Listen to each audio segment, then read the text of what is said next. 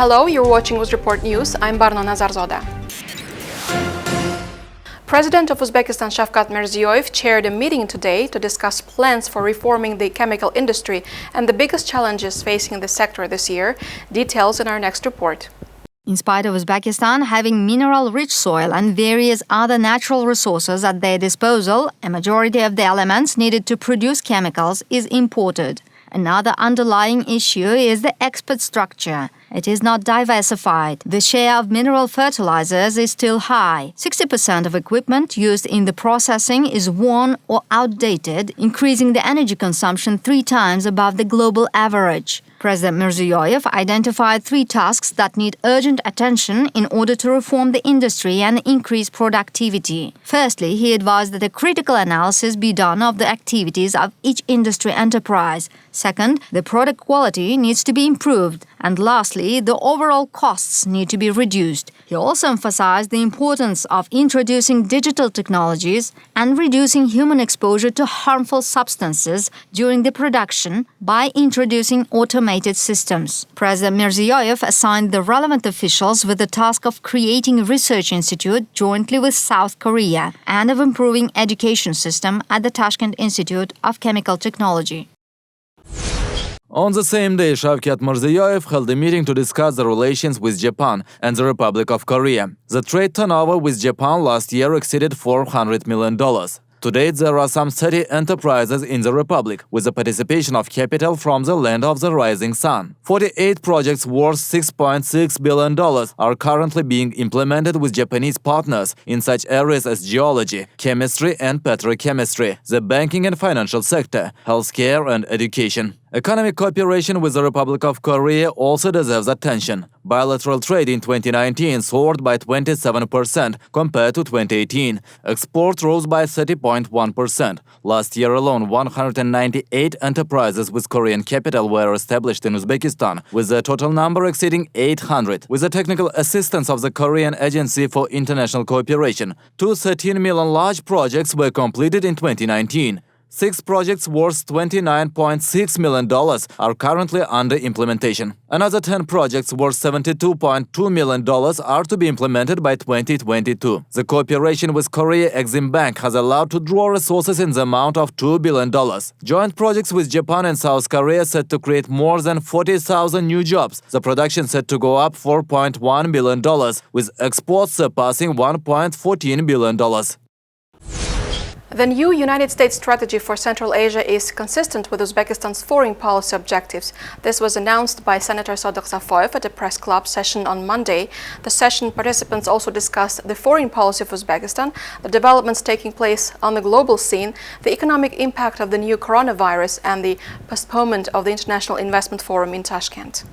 According to Senator Sodiq Safoyev, openness is the key to success. Uzbekistan's foreign policy is acquiring new dimensions and becoming more pragmatic. The country is striving to take its place in the international arena. In particular, much attention is being paid to improving relations with neighboring countries. At the same time, important steps are being taken to ensure peace and stability in Afghanistan. With great pride, I'd like to note that a historic event is taking place these days. We are on the verge of reaching a peace agreement in Afghanistan. A 7-day trial period is underway. If peace is restored, then truce will be reached and steps can be taken to lay the foundation of the peace process after the 41-year war. 2 years ago, after the conference on Afghanistan held in Tashkent, the situation was still uncertain. And to resolve this, Uzbekistan has taken a step forward. In the Afghan conflict, the main problem was the lack of a political approach. And so we initiated negotiations.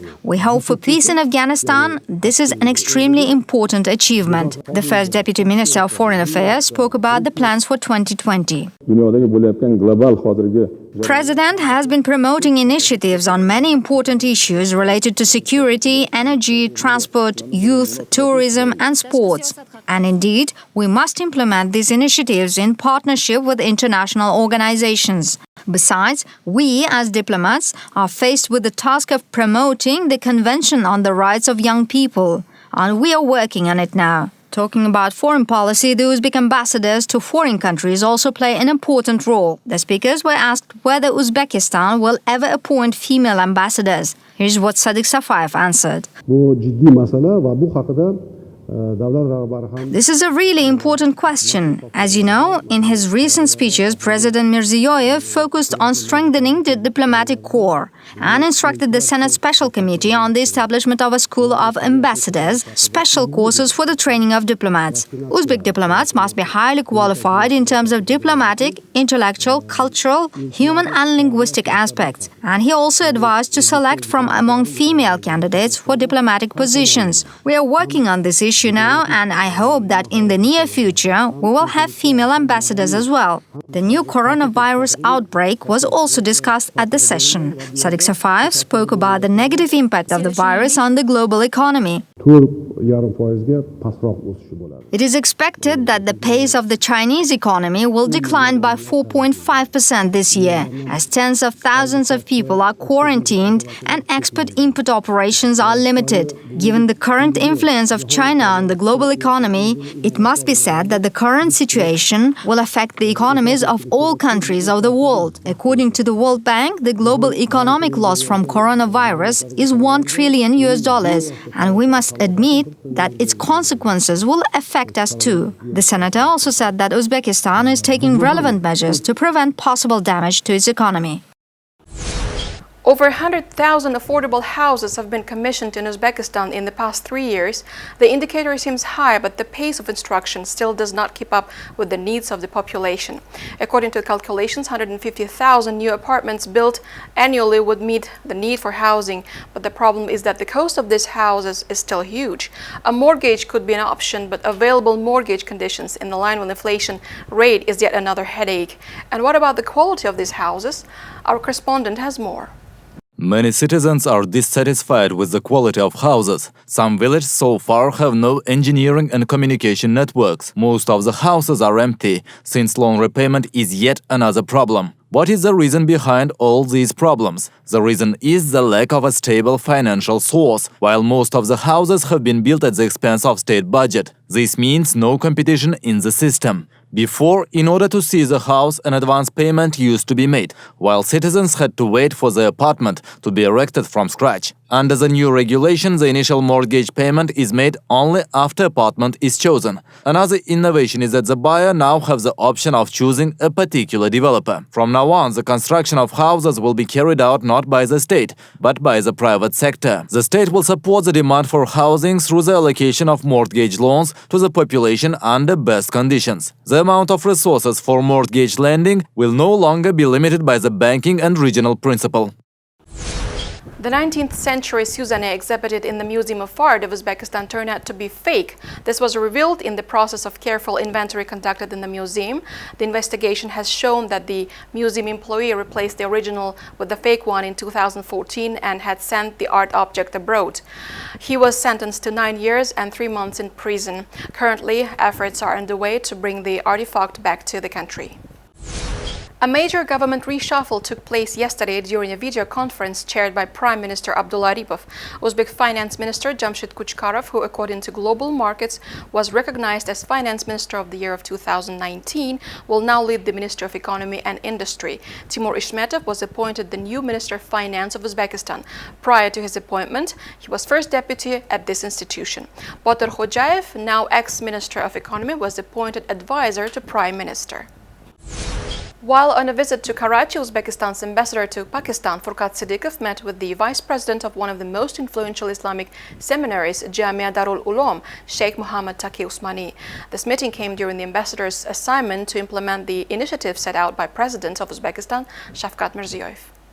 While on a visit to Karachi, Uzbekistan's ambassador to Pakistan, Furqat Siddiqov, met with the vice president of one of the most influential Islamic seminaries, Jamia Darul Uloom, Sheikh Muhammad Taqi Usmani. This meeting came during the ambassador's assignment to implement the initiatives set out by the President of Uzbekistan, Shavkat Mirziyoyev. First and foremost, the parties discussed the many initiatives of the President of Uzbekistan and his support of enlightened Islam and eagerness to boost ziraat tourism in Uzbekistan for foreign pilgrims. It is little known that some of the greatest Islamic scholars such as Al-Khwarizmi, Al-Biruni, Imam al-Bukhari and many others hailed from Uzbekistan. By opening Uzbekistan's borders to pilgrims, President Shavkat Mirziyoyev has in turn not only put Uzbekistan on the cultural map, but has also created a new avenue to generate revenue.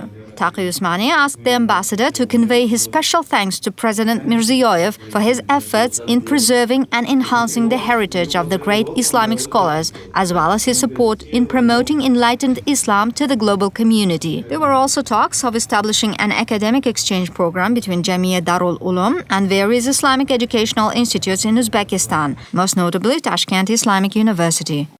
And I always advise the Muslims that if we are interested in tourism, the best place after Haramain Sharifain for visit and have a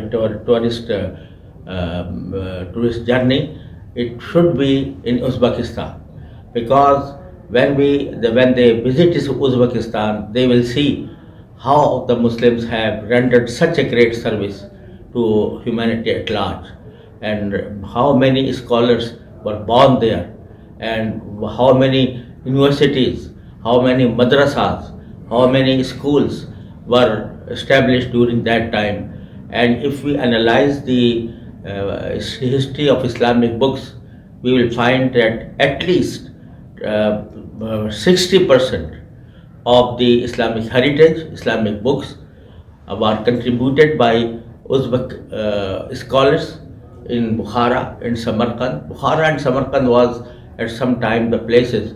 Now we see that the present government of Uzbekistan is very much interested and keen to develop Islamic education and to revive the wave of Islamic learning, and it has established a lot of educational institutes throughout the country, and in which, alhamdulillah, Hadith and Quran is being educated or taught very effectively. I have the honor to meet many scholars there, and alhamdulillah, they are doing well, and the government is also trying to present the true image of Islam throughout for the world at large. The rector of the University of Pisa, Professor Paolo Mancarella, has announced his intention to establish a branch of the university in Tashkent, which will be the first such a branch established outside of Italy. At the initial stage, it is planned to launch a bachelor's program that include geology, geophysics, energy, chemistry, biotechnology, information and communication technologies, economics, and business management. The University of Pisa was officially established in 1343. Those who have studied or taught there include Galileo Galilei, the founder of modern science, and the Nobel Prize winners Enrico Fermi and Carlo Rubbia. The capital market play an important role in economic development as they facilitate growth in real sector and contribute to the development of competitiveness of economies. The state of Uzbekistan's capital market is undeveloped, as can be evidenced by only two indicators.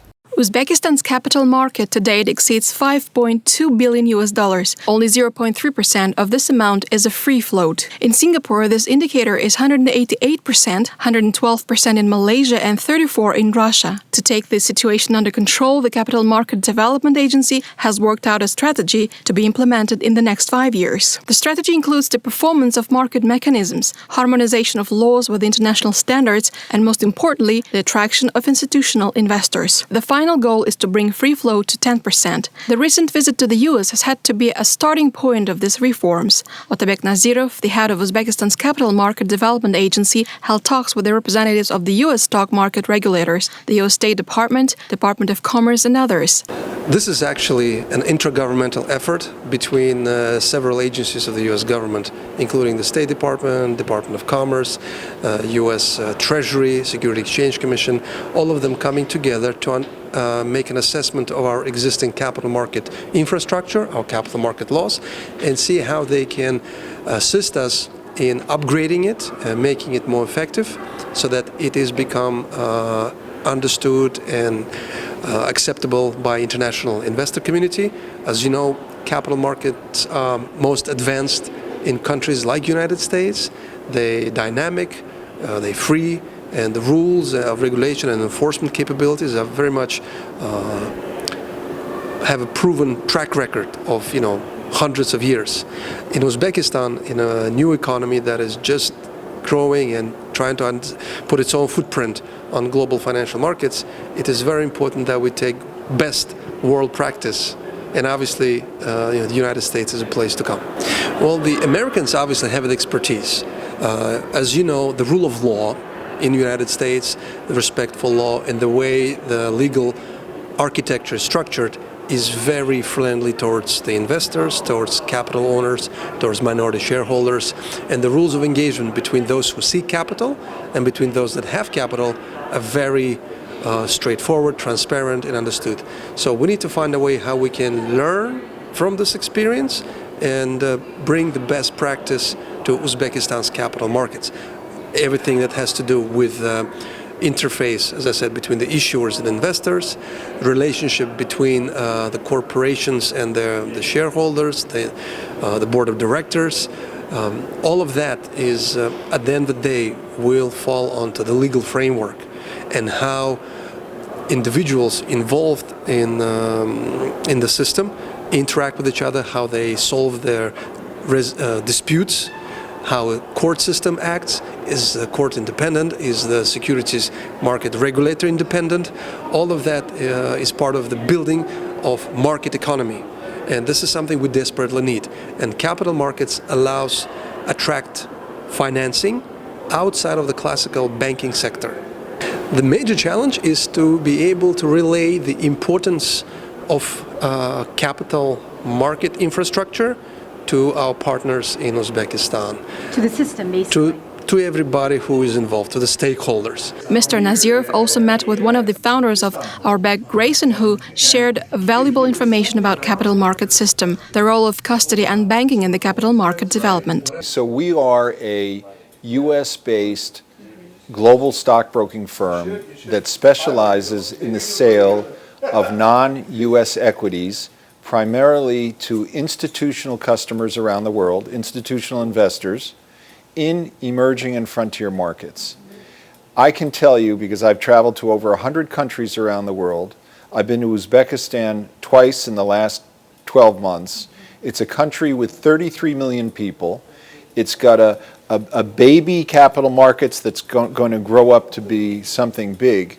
And the fact that there's so much opportunity there and that there's very little companies that are already listed, that alone will bring investors into the local market.